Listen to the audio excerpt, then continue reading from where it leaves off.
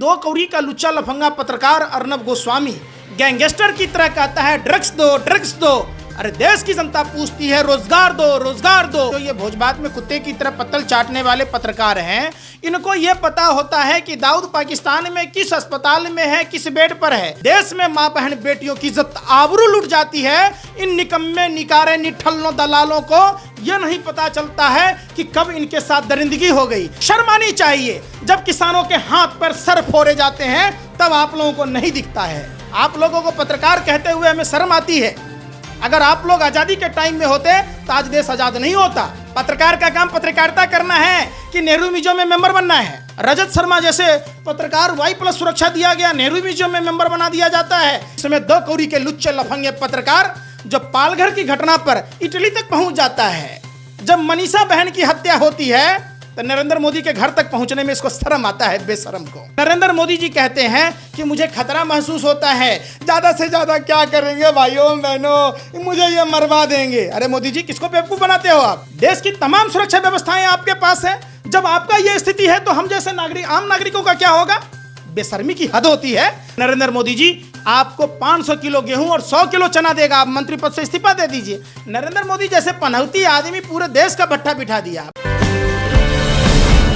सबसे पहले देश के लोकतंत्र के चौथे स्तंभ कहे जाने वाले देश के दलाल मीडिया के पत्रकारों का इनकम टैक्स से जांच होना चाहिए कि इनके पास इतनी संपत्तियां कहां से आई। एक एंकर अपना मतलब न्यूज़ चैनल का मालिक कैसे हो जाता है, ये सवाल उठता है। आखिर ये सारे दिन देश में नफरत का जहर घोल रहे होते हैं, चाहे तबलीगी जमात का मुद्दा हो या सुशांत सिंह का मुद्दा हो। इन जो दलाल हैं, पत्तल चाट पत्रकार हैं, जो ये भोजबात में कुत्ते की तरह पत्तल चाटने वाले पत्रकार हैं, इनको ये पता होता है कि दाऊद पाकिस्तान में किस अस्पताल में है, किस बेड पर है। कंगना का छज्जा टूट जाता है तो इनको पता चलता है। देश में माँ बहन बेटियों की इज्जत आबरू लुट जाती है। इन निकम्मे निकारे निठल्लों दलालों को यह नहीं पता चलता है कि कब इनके साथ दरिंदगी हो गई, कब इनके लाश को जला दिया गया, कब बलिया जैसी घटना पर कोई संज्ञान नहीं लेते, कभी बिहार में जब ऐसी घटनाएं होती हैं तो सरकार से सवाल नहीं पूछते। तो ये सवाल उठता है कि आखिर 2 कौड़ी का लुच्चा लफंगा पत्रकार अर्नब गोस्वामी गैंगस्टर की तरह कहता है ड्रग्स दो ड्रग्स दो। अरे देश की जनता पूछती है रोजगार दो रोजगार दो। लोग भुखमरी की समस्या पे मर रहा है, तुम उसकी बात करो कि खाना दो खाना दो। कौन पूछेगा? ये राजीव शेखर भाजपा के सांसद, BPL के मालिक का पार्टनर है। ये कल तक एंकर का काम करता था, टाइम्स नाउ में नौकरी करता था जब स्मृति ईरानी को मिस नरेंद्र मोदी कहता था। जब ये उत्तर प्रदेश के मुख्यमंत्री को बंदर कहता था तब तो उस समय में ये था।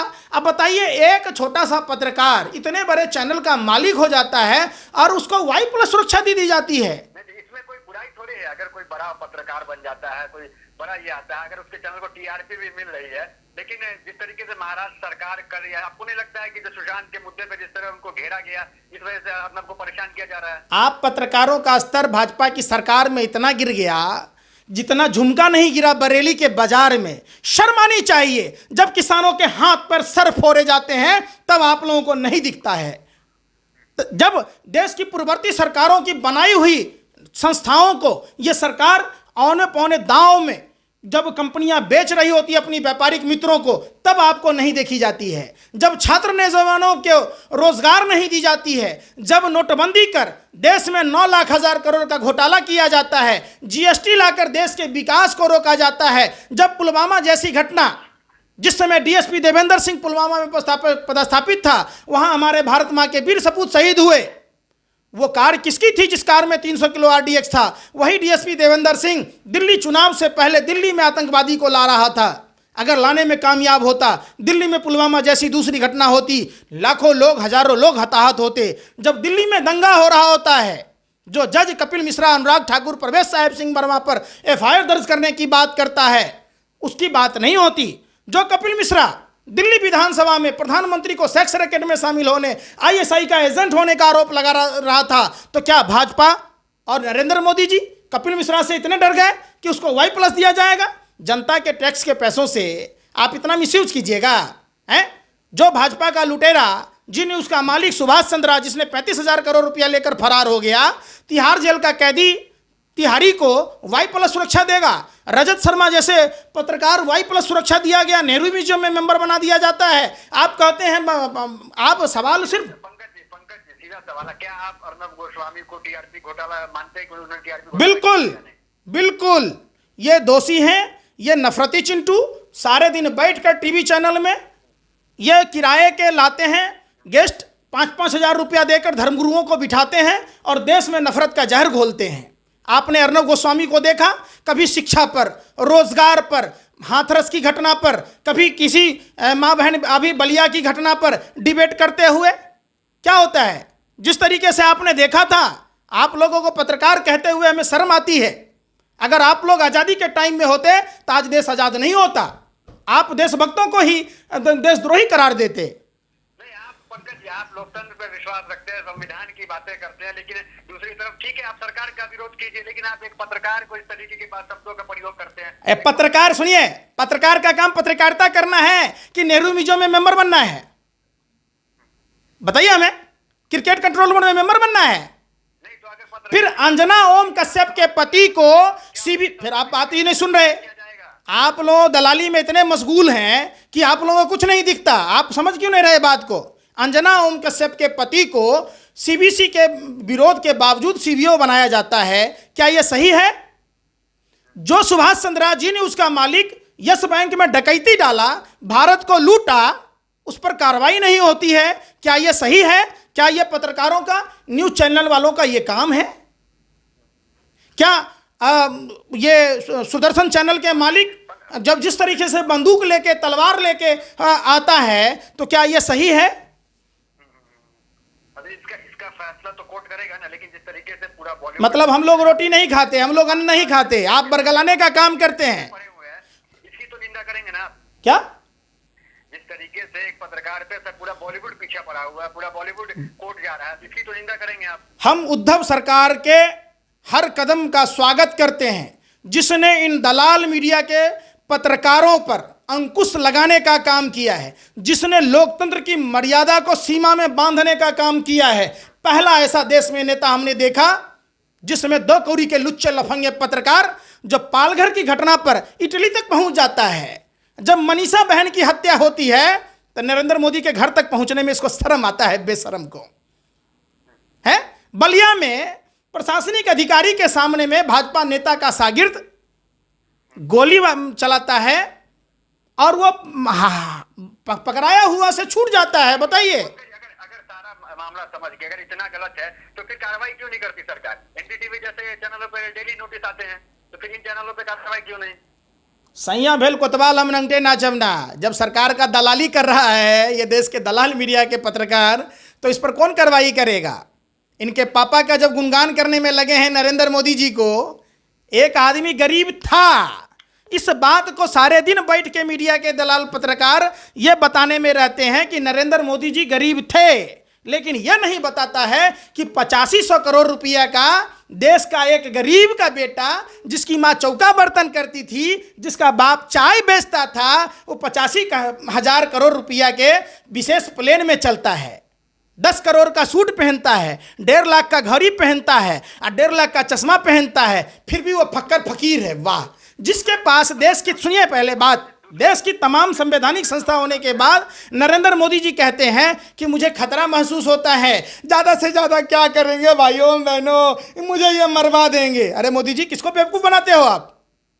देश की तमाम सुरक्षा व्यवस्थाएं आपके पास है। जब आपका ये स्थिति है तो हम जैसे नागरिक, आम नागरिकों का क्या होगा? बेशर्मी की हद होती है, झूठ बोलने की हद होती है। आपने तो सारी पराकाष्ठा को पार कर दिया है। दूसरे सवाल पे आते हैं। ड्रग्स मामले में विवेक ओबराय के घर पुलिस जा रही है, छानबीन कर रही है, क्या कहेंगे? विवेक ओबराय वही जो मोदी में विश्वास रखते हैं और उन पे फिल्म भी बनाए थे, क्या कहेंगे इस मामले? एक बात बताइए, ड्रग्स क्या सिर्फ मुंबई में बिक रहा है? ड्रग्स दिल्ली में नहीं बिकता है, ड्रग्स पटना में नहीं बिकता है, ड्रग्स क्या हैदराबाद मद्रास में नहीं बिकता है?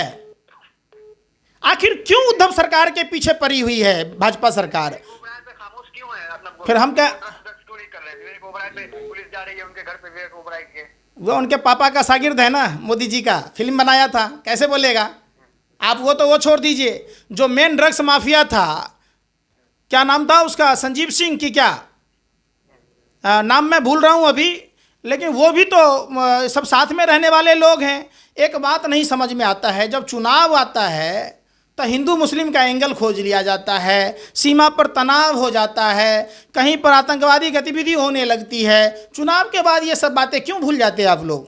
चुनाव से याद आया कि आप बिहार में मौजूद हैं और बिहार में विधानसभा का चुनाव है। क्या जनता परिवर्तन चाह रही है या फिर वही एनडीए की सरकार, वही विकास पुरुष चेहरा नीतीश कुमार? 15 साल का पुराना हिसाब मांगा जाएगा भाजपा लोजपा जदयू के ट्रिपल इंजन के नेताओं से। जो मोदी जी कहते थे डबल इंजन की सरकार, इनका ट्रिपल इंजन फेल हो गया। जिस बिहार का डीएनए टेस्ट कर रहे थे मोदी जी, जिस बिहारियों को लिट्टी चोखा खाकर 12 फरवरी को कोरोना का इलाज नहीं ढूंढकर बेवकूफ़ बनाने का काम कर रहे थे नरेंद्र मोदी जी, बिहार की जनता भिखारी नहीं है। 5 किलो गेहूं 1 किलो चना की बात करते हैं नरेंद्र मोदी जी, आपको 500 किलो गेहूं और 100 किलो चना देगा, आप मंत्री पद से इस्तीफा दे दीजिए। नरेंद्र मोदी जैसे पनौती आदमी पूरे देश का भट्टा बिठा दिया। 22 विधायकों की नीलामी और ट्रंप की गुलामी ने देश का भट्टा बिठा दिया। तो फिर बिहार की जनता की आपको विकास पुरुष के चेहरे पे भरोसा नहीं है, प्रधानमंत्री का विरोध कर रहे हैं, तो क्या वही जंगल राज? कौन सा विकास पुरुष की बात करते हैं भाई? किसको विकास पुरुष कहते हैं? नीतीश कुमार तो विकास पुरुष है ना। ये सब विनाश पुरुष हैं, विकास पुरुष हैं। तो क्या वो 15 मैं पहले पूछता हूं, आपके हिसाब से विनाश और विकास में फर्क है या नहीं है? विकास और विनाश में कुछ फर्क समझते हैं कि सरकार की दलाली में फेविकॉल इतना पी लिए कि आप लोग गुंगा हो गए? तो क्या जनता आप इसी बिहार में, जहां 15 साल से बिहार में भाजपा लोजपा जदयू की सरकार है, वहां एम्बुलेंस की कमी के कारण बच्चे की मौत हो जाती है। यहाँ शैक्षणिक स्तर इतना गिरता जा रहा है, जिस माने इंस्टीट्यूट वगैरह हायर एजुकेशन के इंस्टीट्यूट नहीं है, स्कूलों में मास्टर नहीं है, कॉलेज में प्रोफेसर नहीं है, अस्पतालों में डॉक्टर नहीं है, हर साल बाढ़ आती है। तो कहाँ गया आप लोगों का नारा बिहार को विशेष राज्य दर्जा दिलाने की बात है? ये इनको कहता था बरका जुट्ठा पार्टी आ जनता उत्पीड़न दल, आ कहाँ ये सब बातें गया? मर जाऊंगा, मिट जाऊंगा, मिट्टी में दफन हो जाऊंगा, इन पर भरोसा नहीं करूंगा, हैं? भाजपा के मंत्री हैं, उन्होंने बयान दिया है कि अगर बीजेपी नहीं आती है बिहार में तो कश्मीर के आतंकी बिहार में शरण लेंगे। इस बयान तो गृह मंत्रालय में बैठ के नित्यानंद राय जी आप हिजड़े की तरह का मुजरा गा रहे हैं, क्या कर रहे हैं आप? काहे का जनता के टैक्स के पैसों से वेतन भत्ता लेते हैं? 2-2 गृह राज्य मंत्री, तारीपार गृह मंत्री, 3-3 गृह मंत्री के होते हुए आतंकवादी बिहार में घुस जाएगा। अरे लानत है, चुल्लू भर पानी में डूब नहीं मरते बेशर्मो, बोलने में शर्म नहीं आती? किसने गृह मंत्री बना दिया? यही चाटुकारिता में बनोगे तो यही तो बोलोगे। इसलिए तो वो कह रहे हैं कि हमारी सरकार आने दीजिए, हैं। सुरक्षित रहेंगे सब। इनकी सरकार में ही पुलवामा कांड हुआ था, कंधार हाईजैक हुआ था, नहीं, बिहार उरी पठानकोट हुआ था। मतलब है कि फिर वही बात, बिहार में 15 साल से है तो क्या 15 साल में कोई अपराध नहीं हुआ? माँ बहनों की बेटियों की इज्जत आबरू नहीं लूटी गई? तो फिर अक्सर क्यों चुनाव में अक्सर हिंदू मुसलमान पाकिस्तान कब्रिस्तान, अगर इस मुद्दे को भाजपा क्यों लाती है? बाकी मुद्दा भी तो है, विकास है, रोजगार है, इन मुद्दों पे बात क्यों नहीं करती? ये स्कूल कॉलेज बनाया ही नहीं तो क्या कहेगा? क्या कहेगा कि हमने एयर इंडिया बेच दिया? जिस बैंक में रेलवे में बिहार के छात्र नौजवान जॉब पाते थे अपनी मेहनत के बदौलत, हमने उनको निजीकरण कर दिया। ये क्या कहेंगे कि हमने देश का कोना कोना बेच दिया?